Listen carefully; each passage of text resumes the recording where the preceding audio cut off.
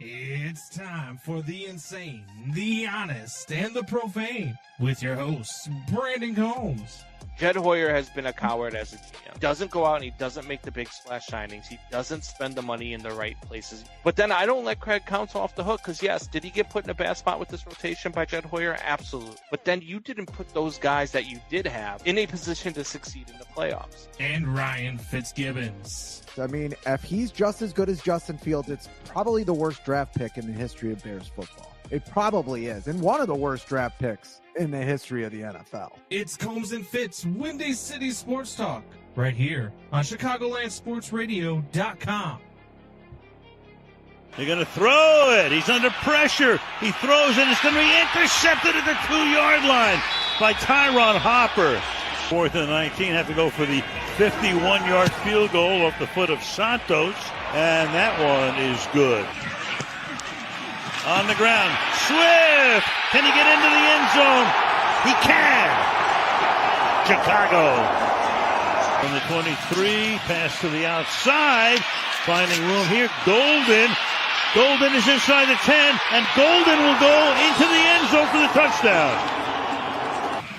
In the pocket. Fires, caught. Touchdown. Olamide Zacchaeus into the end zone. Has time. Throws. Caught. 2 points to try to make it 6 up. And the kick is no good. 49, Williams chased, throws, and it's caught at the 30-yard line. Williams throwing, and it's caught for the touchdown by DJ Moore. One last gasp.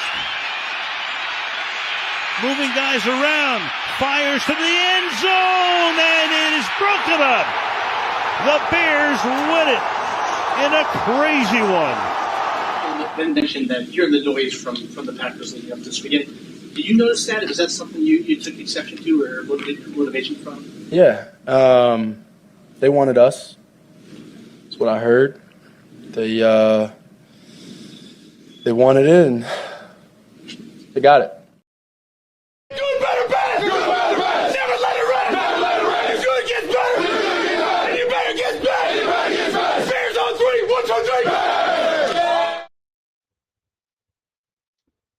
Look, the Chicago Bears, I don't know what the hell happened yesterday.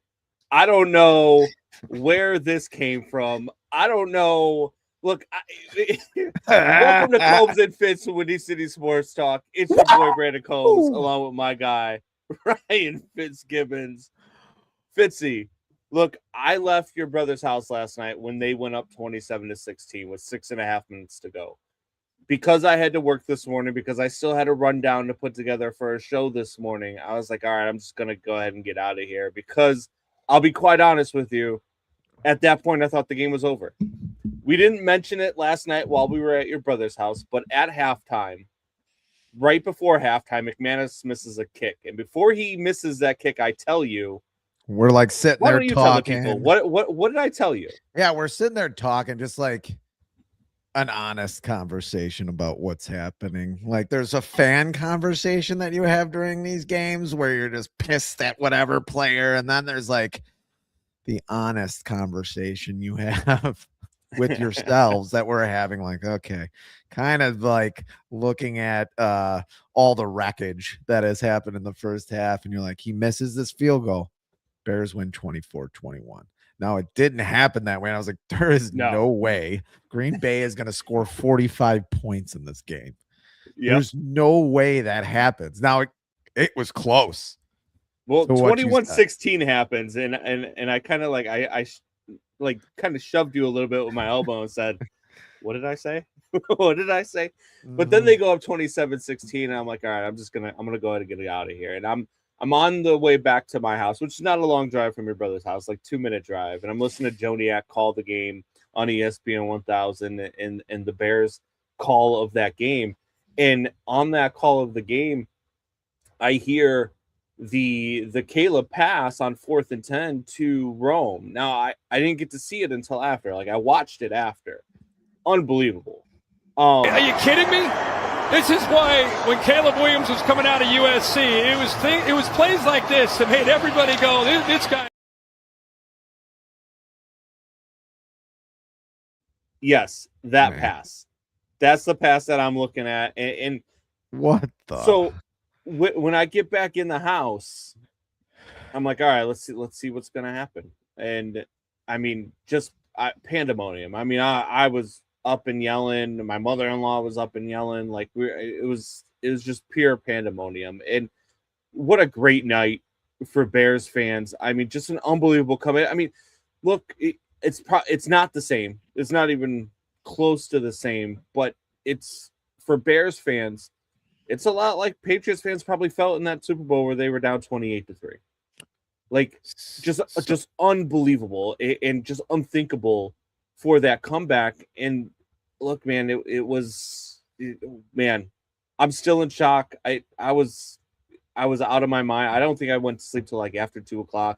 That 5:00 alarm, 5:30 a.m. alarm this morning was brutal.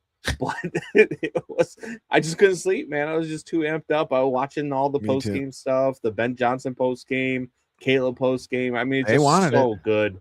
So good. It. And they got it. Yeah. I love that. Yeah. I love that. Fantastic. It's the most improbable win I have ever seen. I mean, at least that's the Patriots. That's the Patriots in their prime, probably the best dynasty. And Jeremiah says Cairo made a 50-yard field goal, probably the biggest shock of the night. Doubting Thomas. Okay, I'm good with the Loveland pick. You think?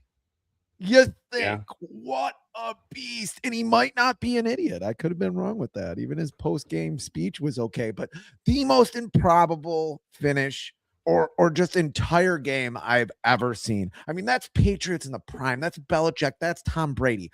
That's not where Ben Johnson and Caleb Williams are right now. That's veterans. That's a veteran team that didn't panic. The Bears were panicking.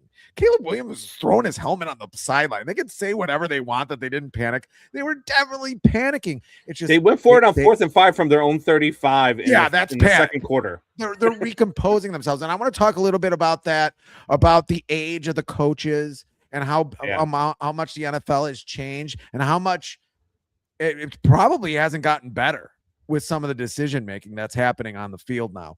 But just totally improbable. Let's go through it.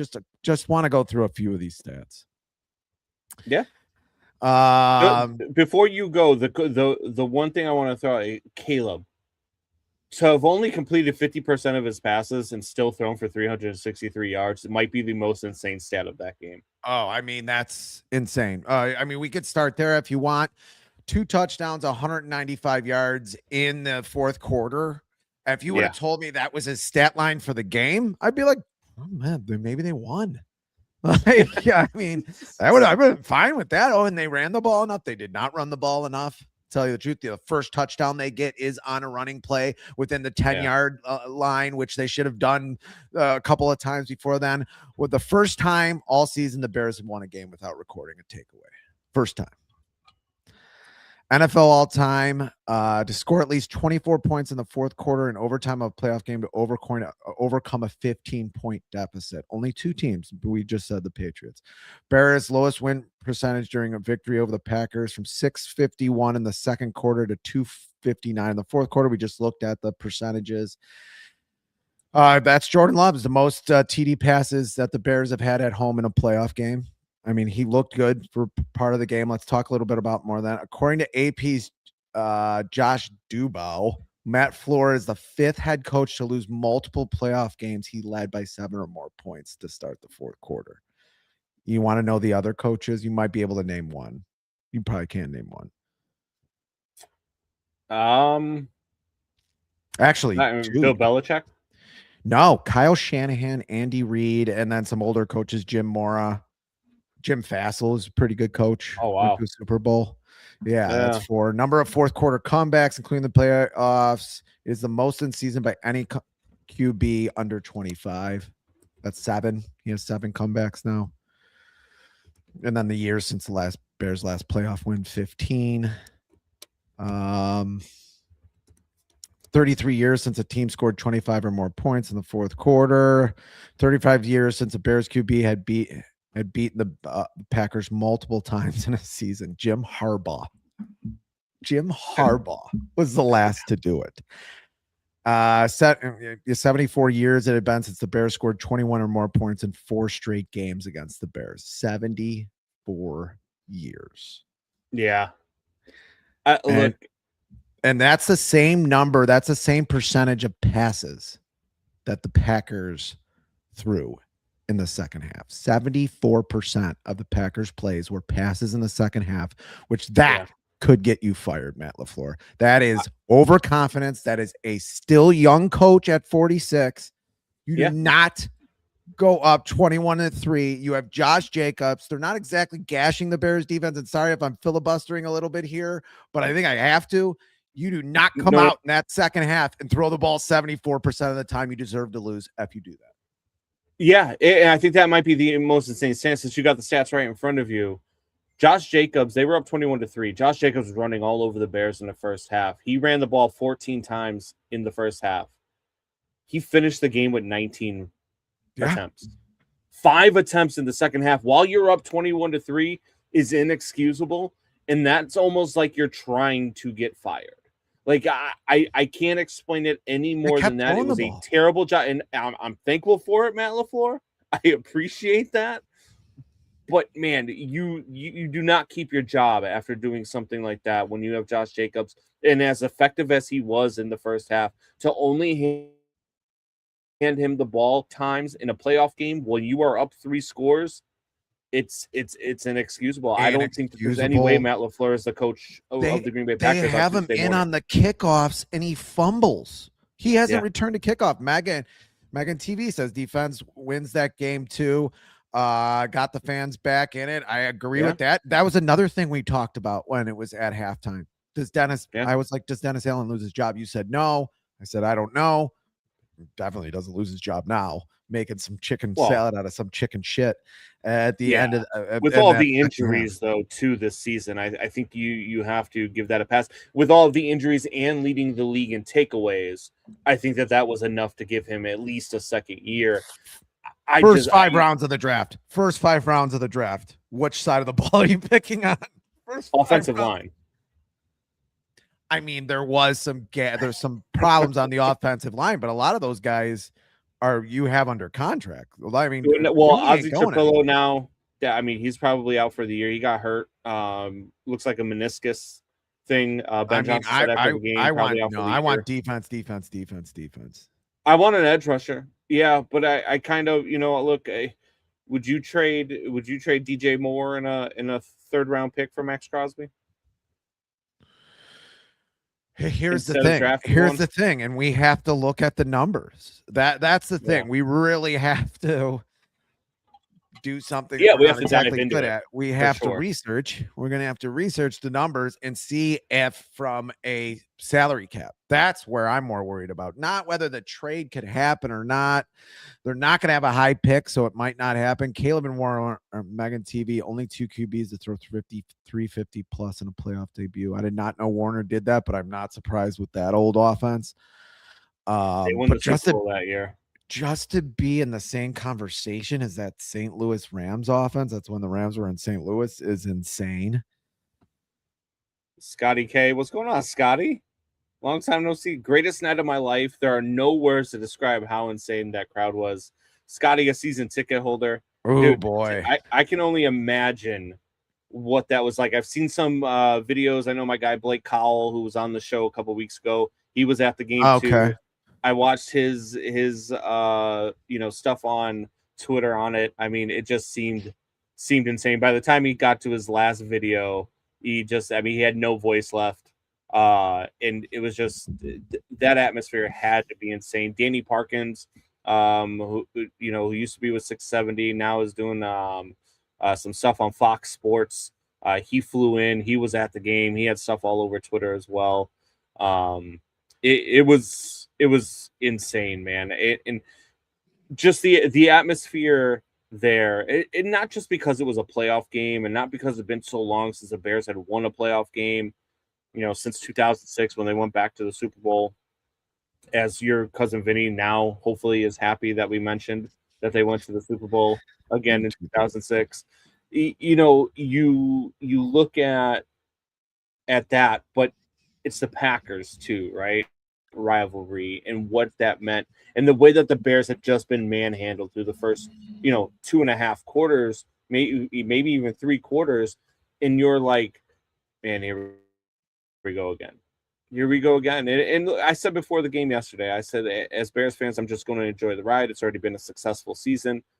I don't want them to lose, but if they do, so be it. And I'm excited for the future. Man, seriously, after that win, how would you pick anybody against them the rest of these playoffs, even if it is the Rams tomorrow or next week, or even if it is the 49ers next week? How do you pick against them? Even if it's the Eagles next week, you pick against this football team right now. Even if they're down for 3 quarters, apparently you can't pick against this football team right now. I don't know. How do you I've never been able to do this, man? Go ahead. I was gonna say, how do you even have a money line? Doubting Thomas, who we've had on this show before, likes to bet the second half of games or even the first half of games. How do you even put a line out on a second half of a game with this team?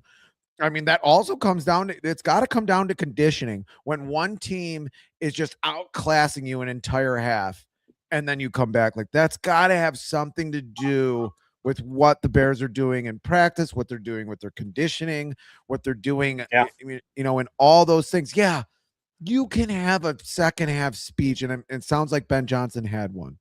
You can't do much in 12 minutes. You can't do much in 12 minutes.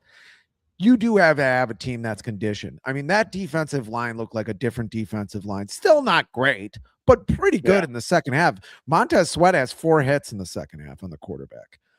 Austin Booker is getting in there. Even Grady Jarrett, the old man Grady is getting in there on things. Andrew Billings is stuffing the run. I mean, it is, like I said, it's the most improbable game. I don't care about other teams as well. Like, it's just improbable because you basically have a rookie quarterback doing it.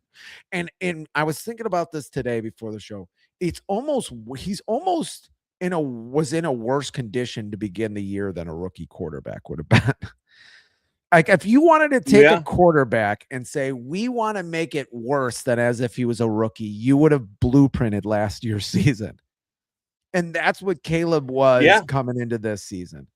And just how far he's gone. And go ahead.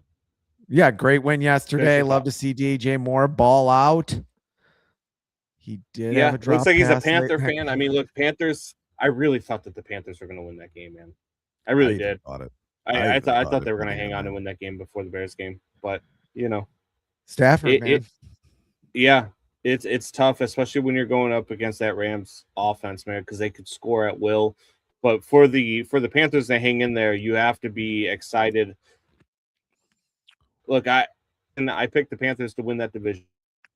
Panthers are going to be better, and I liked the growth that I had seen from Bryce Young last year. After this season and watching Bryce Young, and even in yesterday's playoff game, the Panthers are a quarterback away, man. They really are. I'm out on Bryce Young as a starter. I think he can be a competent backup. But if they get a quarterback in Carolina, that team is instantly a contender.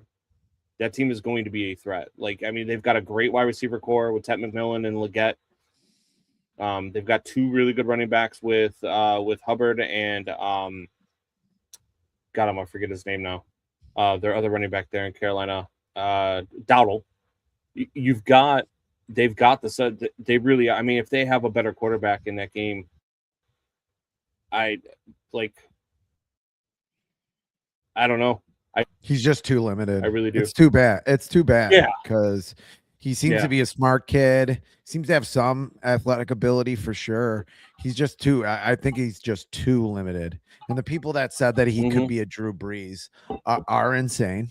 I mean, they say that about Brock Purdy too, and that's just insane.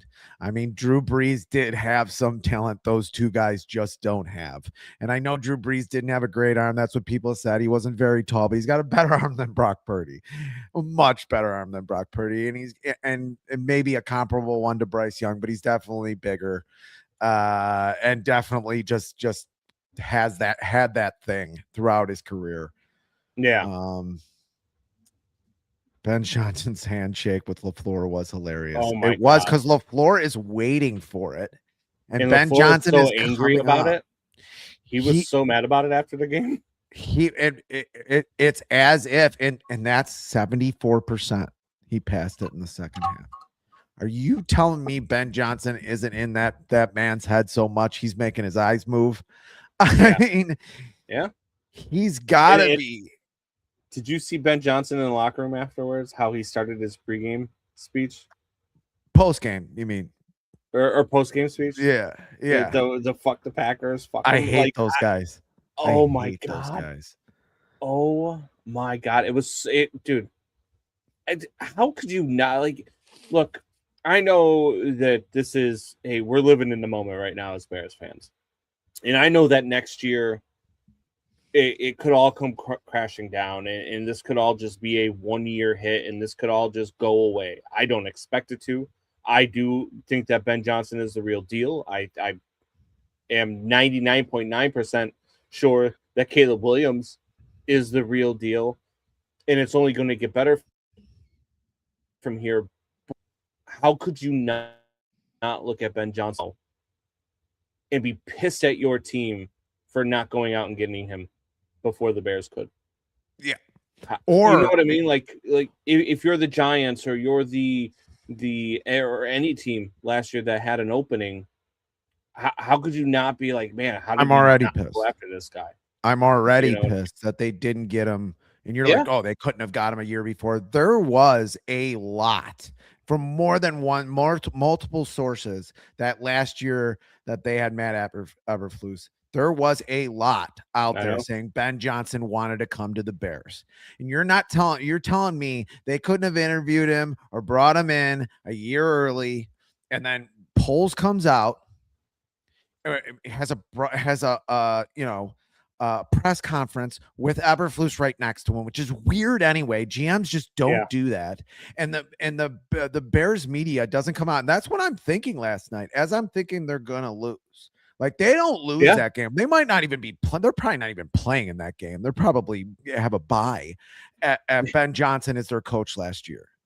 And you don't do that to Caleb Williams and maybe take a year or two off the end of his career, maybe more, with that ridiculous season where he sacked 68 times. He sacked like 20 times this season. I mean, I even say that about the Bears. Had something to do with some of his struggles this season too. Was last season. I think that had something to do with some of his struggles. I think that the footsteps and the ghosts from last year creep up on a quarterback. They change your internal clock. It does a lot of things. So I think that it has something to do with the fact that he still every once in a while holds on to the ball too long. I think that still has a fact to do with sometimes he doesn't stay in the pocket as long as he could, and he abandons the pocket. So I still think that there's a lot to do with that. I completely agree with you. I mean, it's horrendous what they did, and we talked about it last year. That they should have done that. Bryce Young's skill set is good enough to overcome his height. I mean, that's absolutely 110%. Why I brought up that comment is because Caleb Williams is not a tall quarterback. He's actually, when it comes to quarterbacks, he's short. Even at 6'1", he's short as a quarterback. His skill set overcomes any kind of height disadvantage. I mean, it is insane what he's able to do. What's going on, Jose? Thanks for joining and checking out the show. Scotty K chiming back in. People need to talk about Caleb growing as a person. Dude has grown up in front of us. Got confidence unmatched and so humble to give his game ball to Ben Johnson for what he has done for the Bears. Yeah, watching Caleb, I don't know if you've seen this, but when Caleb got the game ball, he handed it back to Ben Johnson and gave an emotional speech in the locker room about how great of a job Ben Johnson has done, how emotional for him, for him personally too. So, dude, I mean, look, and that was my concern about Caleb when they drafted him, was his headspace and how was he going to handle Chicago. The kid has done everything right, man. He just has. And this dude is a baller. And he wants nothing more than to win. I know some people, they asked Ben Johnson in the postgame presser about Caleb and being more demonstrative than ever on the sidelines and all this stuff. And Ben's like, I'll have a chat with him about that. I didn't see it yet, but I'll watch the tape and I'll have a talk with him. I like that fire in him. You know what I mean? I like that I want to win. Like there's a different, and there was in Roma Dunze said this during the week in his presser. He said, there's a different intensity in Caleb this week. He turned it up this week, and you saw that on the sidelines last night from Caleb Williams. It was a different animal. The playoffs are a different animal. This means more right now. I don't know if I has a chance, man. I don't know if I always agreed with it. Maybe too much intensity sometimes. Jeremiah says Caleb legitimately thought Ben didn't like him. I mean, if you remembered in training camp, all the stuff that was coming up, that's why I brought that comment up, because it reminds me of everything in training camp. Him throwing the ball to the net, Caleb, to all the stuff with him and Caleb not really getting along, to Caleb can't get along with any coach. Look, he couldn't get along with this coaching staff that was sexting pitchers to people and doing whatever. And that's Matt Eberflus's coaching staff, and Matt Eberflus got fired from the damn Dallas Cowboys as a defensive coordinator. He's going to be a linebackers coach next year. I mean, just all that stuff from training camp to have that completely cleansed. And I thought that was all bull crap when that was all happening. Like, it's not going to be easy in the beginning, especially with an offense as complex as people say this offense is. It was never going to be easy. It still isn't easy. You still got a young 38-year-old who's well younger than us, 38-year-old coach who's coaching like a 38-year-old coach himself, who had his own mistakes, who is doing trick plays in a game in a half that you're down 21-3. He's having Cole Kmet maybe throw the ball down the field 40 yards. I don't even know what the route tree was for that play. They did a trick play where there was a reverse play and Cole Kmet gets it, and Cole Kmet's left-handed and he's trying to throw it going. It was an idiotic play. It just wasn't smart. And there was a lot of other trick plays that didn't work. A lot of handoffs to DJ Moore in the backfield, which is just like, enough already. You have two pretty damn good running backs to do that. But again, that's a young coach learning on the fly. Again, that's what's so improbable about what happened last night. You have a young coach also making young coach mistakes that a 58-year-old Bill Parcells is not making, even though Bill Parcells is a defensive coordinator and he's not calling offensive plays. But older coaches are not making the mistakes. Ben Johnson is not going to be calling plays like that in 10 years, wherever he is. I hope he's with the Bears still. Yeah. W9MXR says, ladies and gents, the Chicago Bears are good, better, best. And then Jeremiah Murray says, when you can throw off of no feet 25 yards down the field, I'd say you have a skill set to do whatever the hell you want. I mean, and say whatever you want at this point. Be confident. Yeah. I want my quarterback to be confident. Yeah. And even cocky. I mean, this is confident, cocky. Our QBs are known for pretty much nothing other than being cocky. We did have a punky QB quarterback this team 40 years ago. I know that was 40 years ago, but you want your quarterback to have a little bit of that confidence where people get pissed off when he talks, when the opponent gets pissed off, but you love it. You want him to have a little AJ Przinsky in him. You want him to have, I mean, name your guy. You want him to be the bad wrestler sometimes. You know, absolutely. You know why I know that? Because I am the bad wrestler sometimes. That's sometimes you just have to have that swagger. You have to have it. You have to think you're the best. I say that about athletes all the time. Like I'm never one of those guys that has a thing against an athlete who, after they lose, walks off the court and doesn't shake hands, or walks off the field and doesn't shake hands, because I'm okay with my guy having that edge and not being okay with losing. I'm okay with, a quarterback or a leader on a team having a swagger about him that he's the best player in the world, because that's what you want your guy to be, and that's what the attitude you want your guy to have. People that have a problem with stuff like that are just, I mean, look, they're sitting in the back of a garage, screaming, for different things, right? Like, you don't it's just not a mentality that you have as a sports fan, to not want your guy to think that he's the best and not want your guy to have a swagger about him. I don't care that Caleb does the things that he does. I don't care Caleb paints his fingernails. I don't care that Caleb dresses differently. I don't care that Caleb, it is emotional. I don't care about any of that stuff. I care that he knows how to win football games. And I've said this from the beginning. And all of my concerns about Caleb Williams have been alleviated in his first 2 seasons as a Bears quarterback. Agreed. And since you're talking about Caleb Williams, you did make a comment in the middle there, or at the beginning there, where you said someone yelling in the back of a garage. Well, this was at the front of the garage, but about mid third quarter, my father starts yelling to bring the white quarterback in, which my response was, the Bears have had the worst white quarterbacks. To be a Bears fan and to ask to have a white quarterback come into play is just about the worst take you could possibly have. I'm not going to call it dumb because he's my father and I love him, but it's the worst football take you could have in the history of football takes. In the land where no quarterback after you take the racism out of it, of course, right? Yeah, we have to take that out of that. Yeah, I guess. I mean, that's why I wasn't going to bring it up. That's why I didn't go there. Let's say it was the other way around. Let's say it was the other way around. And someone was like, they're not running with the quarterback to get this white guy out of, bring a black guy in. I wouldn't call that racist. I mean, even though it kind of was what my dad was saying, but like, if anybody, like, to bring in a backup quarterback who happens to be white, like any backup quarterback, and this is Bears history, like we're always asking to bring in the backup quarterback because, he was going to change everything. Yeah. It was the worst football take. Unfortunately, it was. He's a sweet guy, but Caleb has found the balance of confidence and a skill set and humbleness to always improve, says Scotty. Caleb has more wins versus the Packers than Cutler, Mitch, and Fields combined. That's crazy.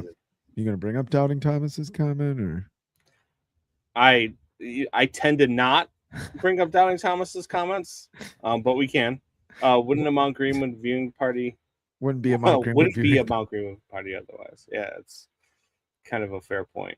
That's why I was trying to skate past it, but then Fitz was just like, nah, screw this. We're going to talk about my racist dad right now.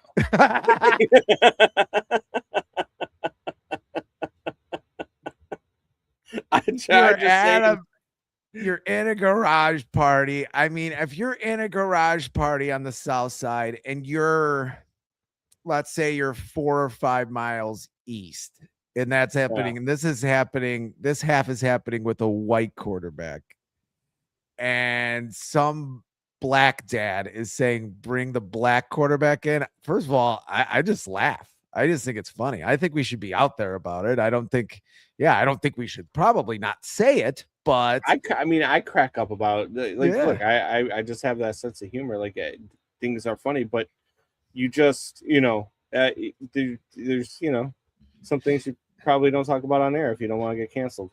I think that Eberflus' wife says Ben Johnson when she argues with him. Says Megan TV. I don't know about when she argues with him. Maybe she's doing it when they're in the bedroom. The Bears had the 30 quarterbacks, 30 coaches, 30 years. Yes.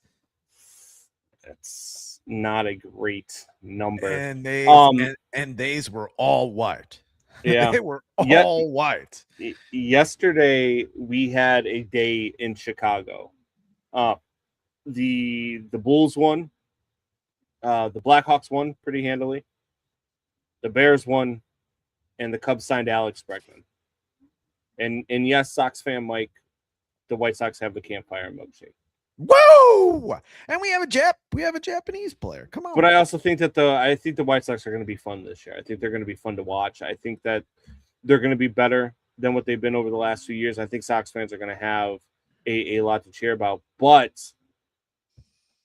now you have Bregman coming to Chicago. I mean, that changes this lineup. It changes what the Cubs are doing. It changes my thoughts on Jed's offseason now over the last couple of days. I mean, when you get Edward Cabrera and now you're getting Alex Bregman, you're kind of changing what you're doing. And you've kind of changed my opinion of your offseason so far. Now, that being said, if the rumors are true, now all of a sudden you're open to trading Nico Horner. Now again, we're having a different conversation, right? Because now I don't understand how you're making your team better if that's your way of bringing in Alex Bregman. Now, do I think that you got to find a different spot for God, I want to forget his name, Matt Shaw? Do you have him start working on playing the outfield, playing right field? What do you do with all of those things? But look, man, it was a great day to be a Chicago sports fan. Yeah, yesterday we're in the midst of it, and the Bears are losing, the Bears are getting crushed, and I show you my phone where the Twitter report comes in that the Cubs signed Alex Bregman. And I was like, man, I'm thinking to myself, I'm like, man, what bad timing, Jed. But at the same time, maybe it was good timing, right? Maybe it was good timing. Because if the Bears lose that game, then you're like, oh, well, at least the Cubs got Bregman. But if they came back and they win that game, now all of a sudden it's the greatest day in Chicago sports history. And since maybe November 2nd of 2016? Yeah, I mean, I think that Jed finally did what I've been saying. Even when Dylan Cease, when Toronto Blue Jays acquired Dylan Cease, and you said, "Oh, Toronto overpaid," you have to overpay. Yeah, you have to overpay in this league to win. Yeah, the left side of your infield is going to have two guys where you're probably overpaying for them both. But guess what? They might win you the World Series. Alex Bregman and Dansby Swanson, they're not going to be the best. And there's going to be times where Alex Bregman's going to play 90 games in a season. There's also going to be times where he plays 145 games and he's a baseball player. Yeah. He's going to be out there a lot and he's going to hit 25 to 30 home runs. He's going to be the reason why you win a World Series or at least get close to winning a World Series.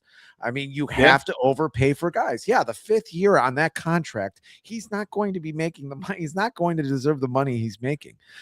But you don't care about that. You care about the next 3 years. And you have all these other contracts that you're paying for that are going to start syncing up with them. I mean, I thought they should have done it last year to Alex Bregman. It just made way too much sense. I'm glad they did it this year. And sometimes you have to overpay for players. They deferred $70 million of the contract too, which is something that we haven't seen the Ricketts do, something we haven't seen the Cubs do. I liked that, and now maybe that opens up the door for Kyle Tucker. Maybe, or at least, I don't know if he's come off the board yet. I've been a little focused on the Bears, but Cody Bellinger. Yeah, Cody Bellinger. There's a lot of smoke there too with the Cubs. I guess the Cubs have been talking with his camp too, but we'll see, man. Just a great day. They needed more right-handed power. They needed more right-handed power. This lineup needed it, and they got it. Edward Cabrera firmed up that rotation too. Good trade there for Jed to go get him. Even though you gave up Owen Casey, I was fine with that. But I wanted to touch on that as well. Scotty K says, not sure if y'all talked about this, but is that it for LaFleur in Green Bay with Harbaugh out there and the constant choking, Browns, Bears, 2 times, etc.? I think he's gone Monday morning. I do too. I think that LaFleur has coached his last game with the Green Bay Packers. And I think that not just because they lost the game, but the fashion in which they lost the game and his game plan in that second half. I think cost him his job.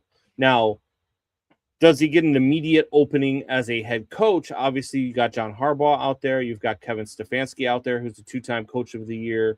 You've got, all of these different options out there.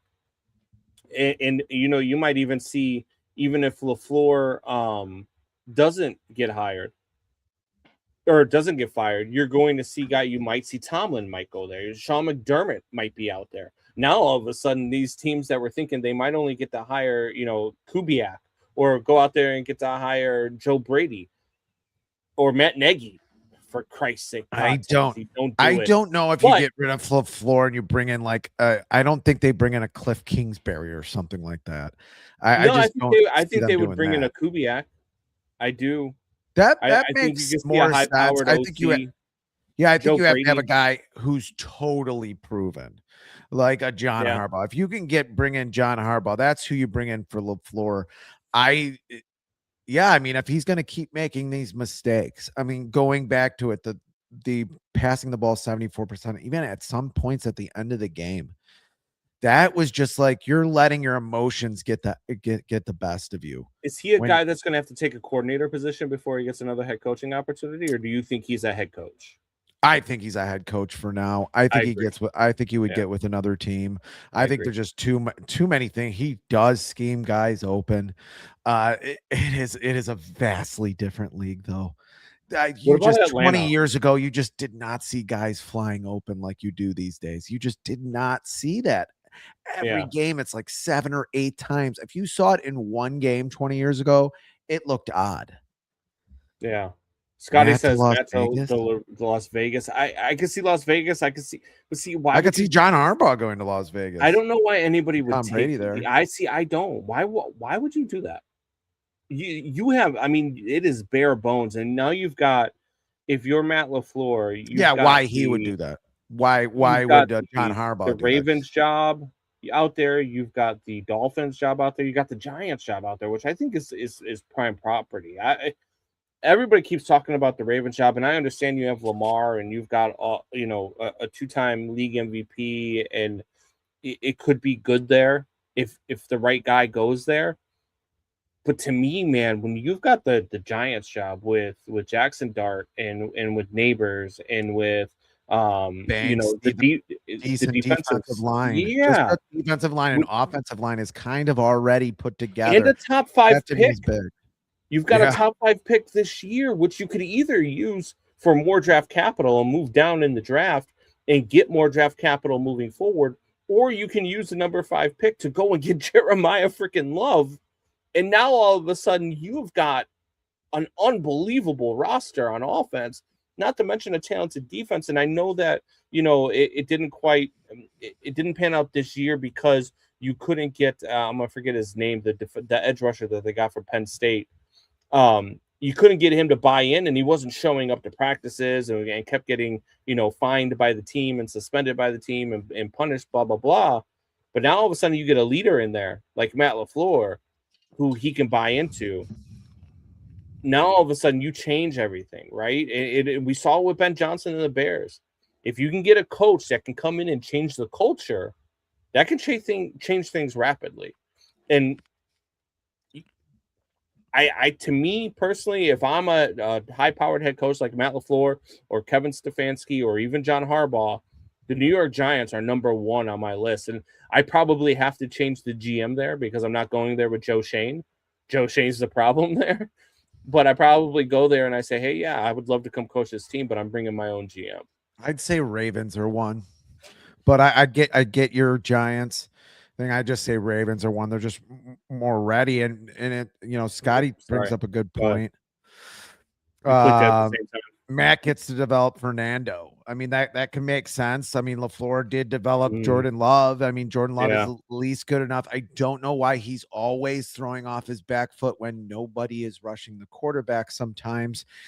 And to have that first half and then to end off at 50% completion percentage is a problem for me in that game for Jordan Love.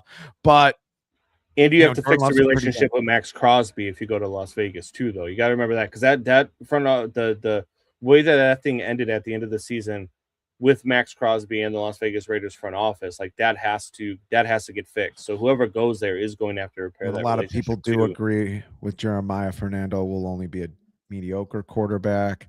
Stefanski is the best coach out there. Jeremiah, I 2-time coach of the year, man.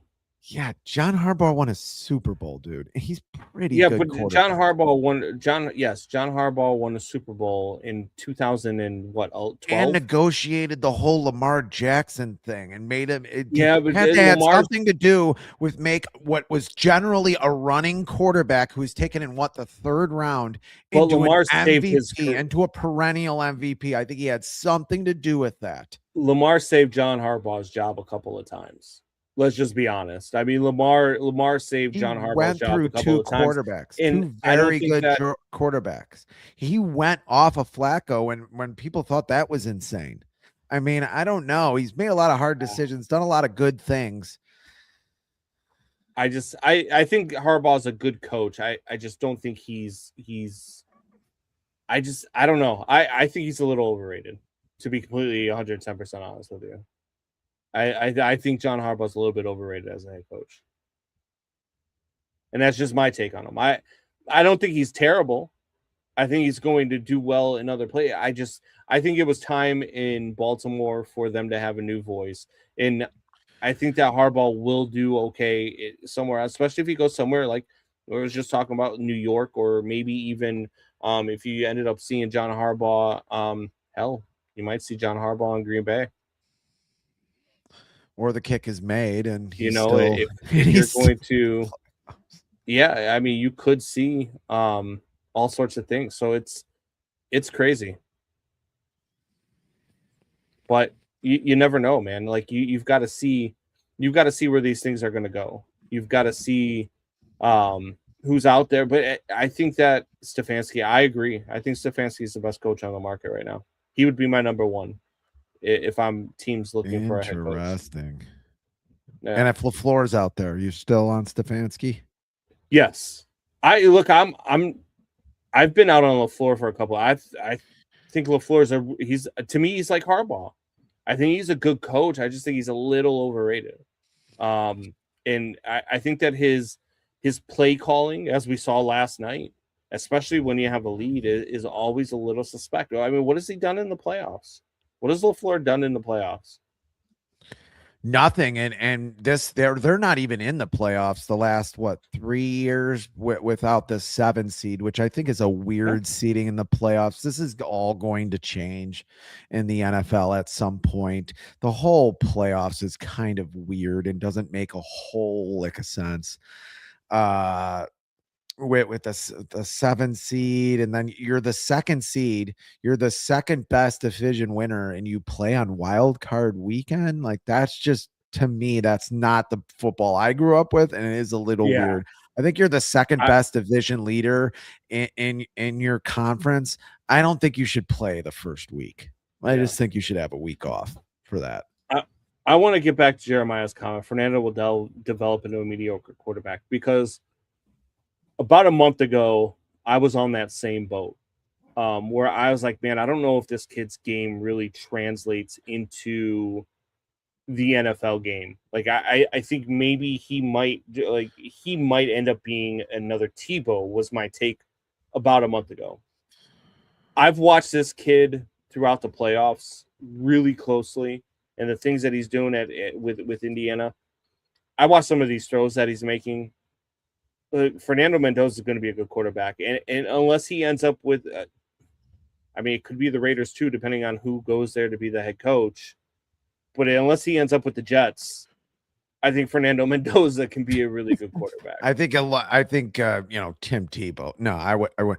First of all, Tim Tebow was left-handed. I think that just changes everything in the NFL, and he had a long release with a bad arm. Which is two really bad things to have as a quarterback. I think Fernando has a pretty decent release and a pretty good arm. Yeah. I think Mendoza, you'd be talking about Mendoza in 2 years the same way we're talking about Drake May now, where people are talking about him as an MVP candidate. because I think he can be that wow. good, especially if he lands in the right system. Now, look, you've got to land in the right system in the NFL. You just do. People talk about system quarterbacks all the time. I'm telling you, name me a quarterback who's not a system quarterback right now. Even when you talk about, and I people always give me grief The for best this, quarterback of but all time was a even when system you, quarterback. e- You're not even when, bringing Tom yeah, Brady in to do bootlegs. well, Tom Brady went And and did it in another system, which might kind of defeat that it theory. was a But very similar system where he's throwing short well, I think it was Tom passes Brady's under own system in Tampa Bay. and You know Bruce what I mean? Arians. He But knew Bruce Arians. They knew each yeah, other. Like they were able to mold something that fit him. You're but not even when you're doing, looking at Patrick Mahomes, you know, Patrick Mahomes, as great as he is, he's a you're not system doing quarterback too. you're not doing RPOs with Tom Brady. I mean, Do yeah, you're right. You're right. Do you Is what I'm think saying. Patrick Mahomes comes to Chicago, gets drafted by Chicago, which is always people's go to? Oh, you could have had Patrick Mahomes. Patrick Mahomes would have been backing up in Buffalo if he had been I don't the believe Chicago that. Bears quarterback. I think What? the cream rises to the top. I think What? I just think things would have gone. I think things would have gone a little different. You don't think Cody Parkey still would have double doinked? I don't think he's the quarterback he is now, obviously, with Andy Reid. No, but I just think he's too good. I think he's so much better than what Mitch Trubisky was, that it would have just been undeniable. And they would have brought, and it would have actually stayed even the McCaskey's hands to bring somebody in. I mean, that's one of the reasons why Ben Johnson was brought in, is because they were killing a first-round draft pick that could do things like the video we just showed of him throwing the ball 30 yards. The Bears didn't learn that and at the time it was with Ryan Pace. The Bears didn't learn that with Ryan Pace. So, well, yeah, but you're wrong, though. Am I able to talk? Ryan Pace, am I able to talk? Can I let you make your thing that the best football player probably to ever play the game would not be that good? I'm sorry. There is some times where a football player is so good that he does rise his players up. You just forget how bad Mitch Trubisky was. I think you forget how bad the front office was. Bad. Yes, they were bad, but Mitch Trubisky was pretty bad. They had a decent line for him. They had they had Allen Robinson.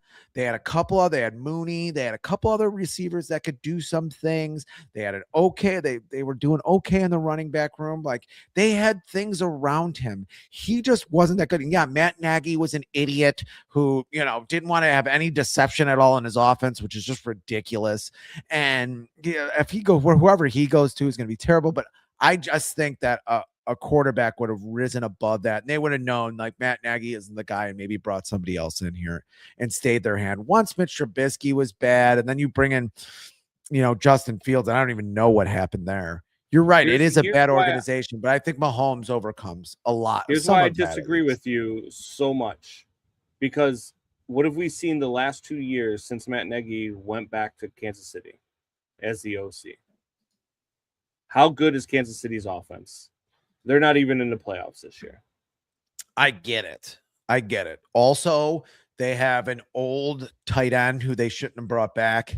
They have a really bad receiving core that almost every year leads the league in drop passes. That offensive line isn't as good as it was. The Bears had the worst front office in the league at that time when he was drafted. I understand that. I mean, the Bears, and we could just say this: the Bears last year were making the White Sox look good. I mean, that's how bad they were. They were making the White Sox look good when the White Sox were literally chanting to sell the team. The Bears fans were chanting the same thing. So I get all that. I just think Patrick Mahomes, way too good. I think it at least stays a hand. And at the very least, let's say Patrick Mahomes isn't very good here. It's a Baker Mayfield situation where he leaves the Bears, maybe has 1 or 2 good seasons here. He leaves the Bears, somebody gives him a chance, and he's Baker Mayfield somewhere else. Actually, way better than Baker Mayfield somewhere else. I think that's what eventually would have happened to Patrick Mahomes here. Is he goes somewhere else, they give up on him, and he's terrific somewhere else. W9MXR says McCaskey handed Kevin Warren and Ryan Poles the keys, made a major shift in leadership. I mean, I agree with that to a point too. I mean, because once the handcuffs were off and they didn't have to stick with Matt Eberflus for an extra year, as the story goes, I mean, they made the right decisions. And I still don't know how much I trust Ryan Poles to do my drafting. But Ryan Pace was White I Sox think it's getting worthy. better. He was. Yeah. You could put him in the Sox front office and nobody would notice. Yeah. Actually, I mean, I think we've talked about this before. Chris Scott's not bad. I mean, he's actually doing a good job. It's I ridiculous. remember when we pooped all over that hire. Oh, we were screaming. I mean, yeah. Just disturbing every baseball sensibility I've ever had, and somehow they've just like fallen in. It's not even him doing it, it's Josh Bloomfield, I think, whatever. Some of the guys he has, the assistant GMs, some of the scouting that they brought in, but that's what good GMs do. They community build, and we've talked about that before too. And somehow Chris Getz has done that, but Ryan Pace wasn't able to do any of that with the Bears for sure. And that was things would have been bad, but I think Mahomes would have found a home. I think he would have, whether it's here or somewhere else. All right, before we get out of here, let's touch on these playoff games again. All right, here we go. I have the Jaguars over the Bills. You have the Bills over the Jaguars. Have you changed? And you're a crazy asshole. Okay. I have not changed my opinion. Yeah. I'm Jaguars going with the better quarterback. Yeah, I'm going with the better defense that can stop the run. Let's go Patriots Chargers. Who you got tonight? Patriots Chargers. I'll see. I was on the Chargers. You were on the Patriots. Yes, I was on the Patriots. I'm still on the Patriots. I'm still on the Patriots. I don't think the Patriots get out of the first round, but I think they do win one playoff game. Eagles Niners. I think we were both on the Niners, or were you on the Eagles? I was on the Eagles. Okay, I'm on the Niners. We are the exact opposite. And we're both on the Texans tomorrow night. Yeah, for sure. I think that the Pittsburgh Steelers are one of the worst team in this playoffs, possibly the worst team in this playoffs. Yeah, it's after Carolina's showing yesterday, they might be the worst team in this playoffs. Yeah, and they are almost every season. I think the Texans send Aaron Rodgers into retirement tomorrow. I really do. Bills, Eagles, Pats. So he's with you. Yeah. Thank you. He's with you against me. Bills by a million. Not a good spot to be. The dead bodies that Jacksonville has played. Yeah. Have you seen the dead bodies? Yeah. You know who else they played and beat the snot out of? The Bills. Doubting Thomas has the Steelers tomorrow night. And can we just for 1 second talk about up his comments? How dumb the NFL is to have. Did you see his moniker, by the way? The picture from last night. It's us, but with our freaking half naked brothers standing behind us. Bam Bam Bigelow. Can I just say how dumb the NFL decision was to have the Bears and Packers play last night instead of tonight or today? Like, how many viewers they must have lost to not watch that game. You have Al Michaels, and I think Kirk Herbstreit's actually really good. I know a lot of people who say I don't like Kirk Herbstreit. I actually really like Kirk He doesn't even know half of the names. He's a college guy. He's a great college guy. Don't get me wrong. He's a great on college games. I like the way he sees the game. I like the way he sees the game. I forget names too. So do you. So, I mean, I like the way he sees the game, but Al Michaels, it's just, I mean, he's put a little bit more energy in it this year, but it's just, it's not good. He's saying it's 2nd and 5 when it's 2nd and 1. And they've already announced that he's coming back next year. And it's just like, you have that booth. Put those two after those first 2 games between both of those teams. How it wasn't Kevin Harlan and Tom Brady, is beyond me. And how unless how it was something where Amazon steps in, unless Amazon stepped in and goes, no, we want this. Come on, just the viewers they had in that game before it was one of the most. The NFL threw them a bone. One of the most viewed Sunday night games in the last 5 years, and they put them on a Saturday night. Yeah. Inexplicable. It's crazy. But all right, here we go. We got one more week of Bears playoff football. We don't know what time or what day they're playing yet. Yes. But once we find out, we will let you know.